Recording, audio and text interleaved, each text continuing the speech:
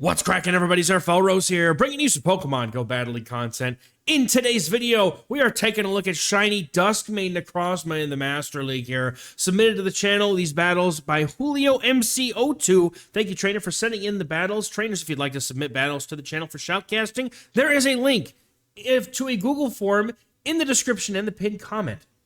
And we have Necrozma with Double Dragon because, honestly, Dragons core very well with Steel types in general. So this is going to be a very strong team, I have a feeling. Let's take a look at this triple shiny, by the way. I just realized that it is triple shiny. So we have a Groudon lead to the Forgotten Titan here in the first game. The opponent going to counter the Kyurem save swap with a Metagross. We're already off to a pretty bad start here.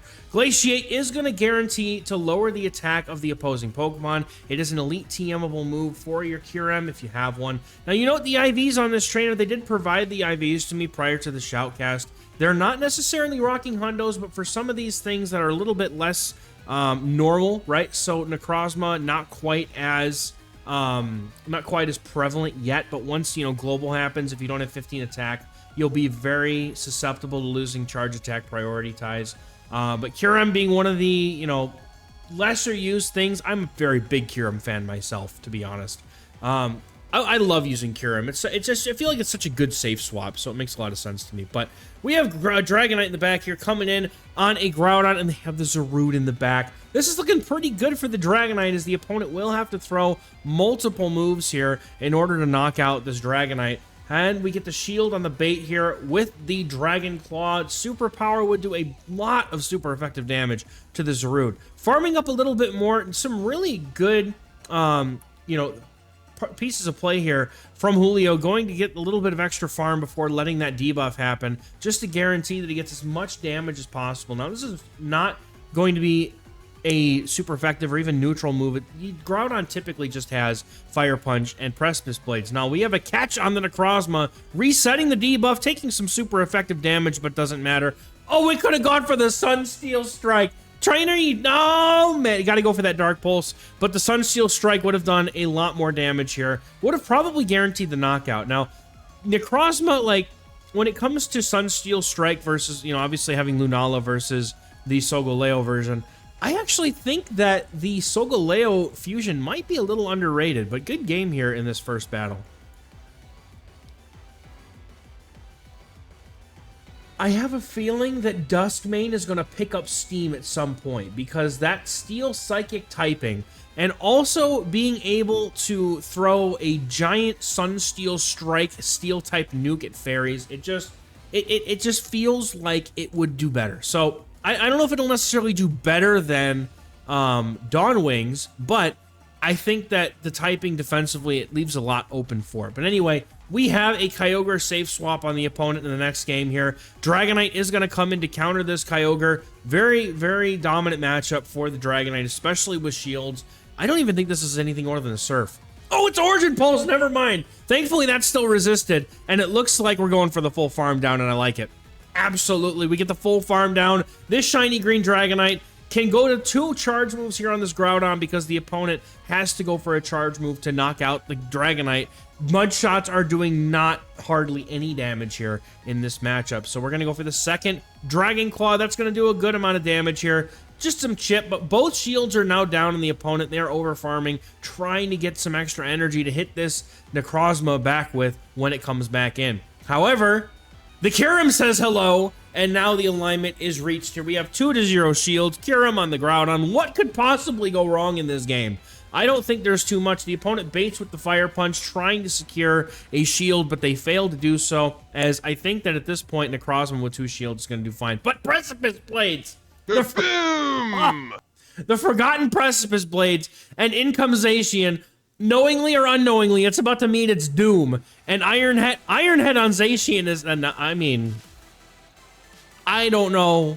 We are in low ranks. They may just be using whatever they have. Just so you know, you typically want to run either Play Rough, Wild Charge, or Close Combat on your Zacian. But this Sunsteel Strike, Boom! one-shot Zacian, and we take those. Good game.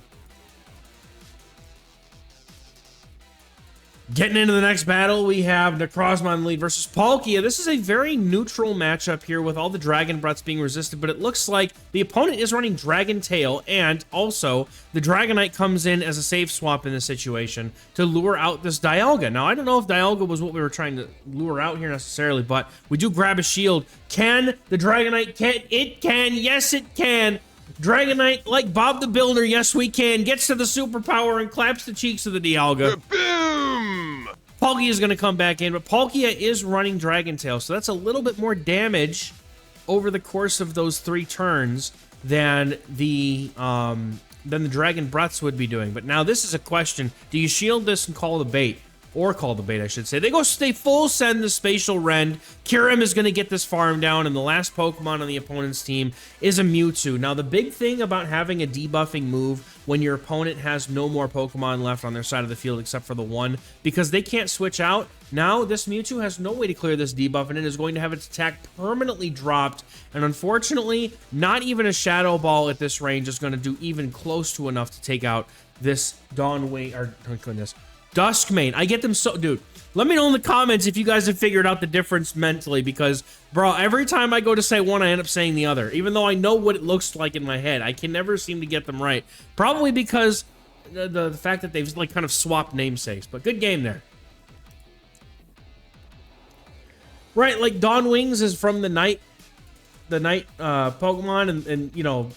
Dusk Mane is from the Sun Pokemon. It's just backwards, man. Melmetal comes in on the Dragonite. Looks like we've decided to pivot. Instead of Kyurem save swap now, we're going for the Dragonite save swap. And both trainers farming up to pretty much 100 energy or close to it here. Superpower is going to land, and it looks like we tried to go for charge attack priority, but it was already charge attack priority. So the Melmetal is going to get the Rock Slide off. But, huh? 3 back-to-back charge moves? Bro, this game works so well. That's going to get a shield here, and the opponent will not... I mean, they might be able to farm down, but that's going to be a pretty aggressive farm down with some shields needed there. Rock Slide's going to take out this Dragonite, and in comes, I would imagine, the Necrozma to farm down the Melmetal to get some energy to get started here. Doesn't really need to worry about shield anything, as even a Superpower is only neutral at best here. Superpower does about, I would say, maybe a little over 30-35%. Kyogre's going to come in here, and we're going for the Sunsteel Strike. Okay, so just so everybody knows, all right, Steel is a damage type that is resisted by water, things like fire, electric. The elements all resist steel. So we have an altered Giratina in the back, though, and all is well here, as Giratina, unfortunately, will be absolutely helpless against these Glaciates and the Dragon Breaths that are just ripping this Giratina apart. Doesn't matter how many legs you got, 6 or none, this is a bad matchup for both Giratinas, and this Kyurem just...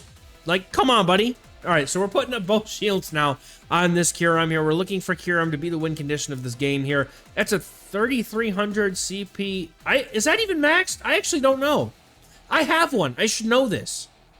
But I actually don't know if that Giratina is maxed. But either way, Kyogre, unfortunately, is not going to have much play here unless it's got Blizzard, which it does not. The opponent did go up to 2 moves, however. That could have potentially been very dangerous. I would have probably left 1 shield to deal with the Kyogre, just in case it got to a Blizzard or something. Because Necrozma, while it will be able to deal with it, it wouldn't have been as comfortable. But that's going to do it with some lag here at the end. We're going to take that game. Well played.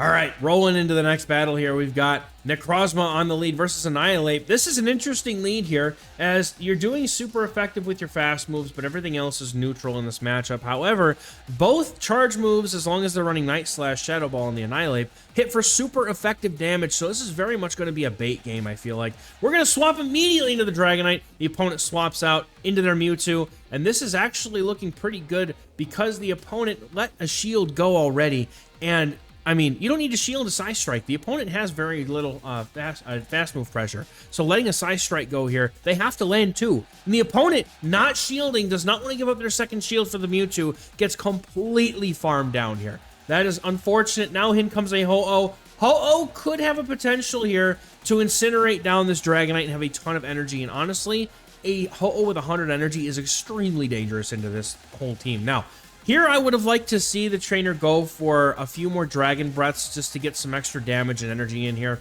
Not that it would have made a huge difference here, but just, you know, being able to not give the opponent a free incinerate would have been nice. Now, perhaps they thought that it would have been a charge attack priority, in which case that's obviously completely fair. But as you all know, I do point out the timing things whenever I see them, just so that hopefully it helps people see kind of, you know, where they could have improved a little bit. But Shadow Ball is going to get eaten by the Kyurem, and in comes Necrozma. The opponent's Annihilate is staying in, trying to land this Night Slash. I don't think they have a Shadow Ball, do they? We shield this, truly. No, they just let it go, putting all the faith into Necrozma to get to the Sunsteel Strike against the Ho-Oh. And even though it's resisted, boy, you better believe it's going to hurt. Sunsteel Strike taking out the Ho-Oh, and that's going to be a good game. Well played. We're roaring into the next battle with Necrozma, Dusk Mane on the lead against another Palkia Origin, safe swapping into the Dragonite, going for the Dragon Claw after a little bit of stutters there. Unfortunately, Android players are still getting shafted by this game's terrible coding. Now, the sad thing is here is that Palkia can literally just shield and farm down the entire Dragonite, which I think might not be a good tactic going forward for this. You know, if you're going to use this team, I wouldn't safe swap a Dragonite into a Palkia, because some trainers do just know that. And while it is nice to know that the opponent probably doesn't have a better answer for dragons in the back than this Palkia, it's still going to be very, very difficult to get rid of. Now, this is going to be a perfect farm down here as the Necrozma gets those Shadow Claws in, but leaving with very little HP left. Going to come in with a Solgaleo here. The opponent will take super effective from this Dark Pulse, but is it going to be enough to make a difference here? The opponent staying in for a moment, and then they swap into Dialga, and I don't see a win condition here, unfortunately, at this point. The Solgaleo needed to be much, much healthier. Unfortunately, I don't really see a path to victory. This is just a triple hard counter in any case, but I think that there's a chance that maybe having swapped out into the Kyurem instead of the Dragonite, there's a chance. I don't know if the Palkia can fully farm that down, but it would leave the, like, they may come in with the Dialga, and then that may have made things easier in the back, but good game. Necrozma into Ho-Oh. This is a very bad matchup. Going to save swap into that Dragonite here, as we've been seeing, and the opponent's going to come in with the Origin form Dialga. Now, here is an interesting thing about this matchup, is if you get a successful bait, you can get to 2 moves here, and if you get the first shield, man, the opponent may not be willing to give up the second. Now, thankfully, because it's Origin, I believe only Origins you can go for double superpower, whereas regular Dialga, you do end up having to bait. So that's the reason for that, is because the regular Dialga has a little bit more of an attack stat, but that superpower is going to take out the Dialga, and now we're going to see what the opponent has in the back after losing Switch. That could be a huge mistake on the opponent's part, but as we saw in the last game, Ho-Oh with energy against the rest of this team here is very dangerous. You have to be forced to take a neutral Sacred Fire or Brave Bird, and neither of those options particularly make me enthusiastic about this matchup. Now, I'm going to go for the Glaciate here in the middle of the Incinerate, looking to lower the attack of the Ho-Oh, maybe force back out the opponent's third Pokemon here. A little bit of lag, I guess. We just chilling here. And the Ho-Oh is going to sit there. All right, Niantic, you're doing great. Good job. All right. Okay, so the Ho-Oh does get back into the game here with a charge move. That Brave Bird is not going to do enough damage after the opponent gets their attack drop, and they come in with a Necrozma Dawn Wings with a shield advantage. Now, normally I would say that this Necrozma mirror match, so to speak, is very much so in the Dusk Mane's favor, because of the fact that Boom! Dusk Mane has the advantage with shields because of how much damage it's doing, but when there's no shields, Moongeist Beam destroys it. Unfortunate, but good game. Getting into the next one, we got a Garchomp on the lead against this Necrozma, and they are running Dragon Tail. That makes this a much better matchup for the Dusk Mane here, and going for good timing here, right on 7 Shadow Claws. So far in this video, the Julio here has been showing us some really nice timing here. Unfortunately, the opponent was only at 6 Dragon Tails, so looking to catch the Earth Power, had they stayed in for just 1 more Dragon Tail, there's a chance they may have been able to get it. The opponent is going to send in a Gyarados. They are rocking at least 2/3 of a Master Premier team. We'll have to see what the third is here, but this is very interesting. Now they're going to be able to get to a move. Is this Crunch going to do enough damage? Or is there going to be Oh, it's got enough HP, and we're going to get the Dragon Claw off. This might force a shield off the opponent's Gyarados here, and that could be huge. No, the opponent gives up switch advantage. Also, not a bad thing here if they just threw the Outrage, meaning they have no energy. Kyurem's going to get a full farm down, and just like we saw previously, there are no other Pokemon left on the opponent's side of the field that they can swap out into. Metagross is getting a permanent attack debuff, and, I mean, they shield. I mean, it makes sense. They have to. I guess at some point they have to shield something. But Necrozma is going to come in and absolutely dominate this matchup, and Julio knows it as they do decide to let the Meteor Mash through on the Kyurem. They know they just need to get to 2 moves here. This could be an Earthquake. I wasn't counting, and I'm sure that Julio is knowing better than me, shielding up a potential Earthquake, but that's easily going to be 2 Dark Pulses in the bag, taking out this Metagross. The opponent's going to shield up the first one, and now the second one is going to go through here. This is going to be a good game. Dusk Mane, there it is. See, I'm telling you, man, one of these days I'll get him straight, but good game here.